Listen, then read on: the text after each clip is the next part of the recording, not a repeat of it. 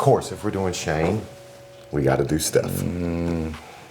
I knew two different Stephanies. The Stephanie I was introduced to was when Ed Farrar and myself were the head writers. She would sit in on creative meetings.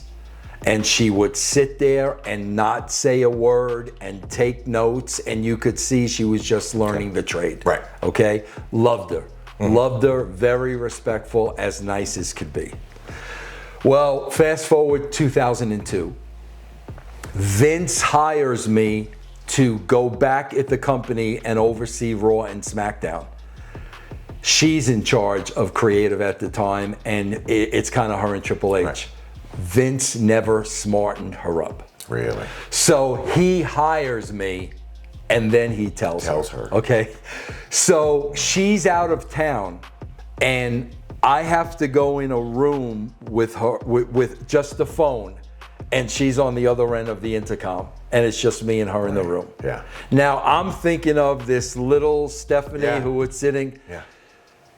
She starts talking to me like I was her redheaded stepchild. The disrespect, the tone in her voice. Why? Because now I was a threat. Right. Now I was taking some of her power. Yeah. She didn't like the fact that Vince didn't. Right.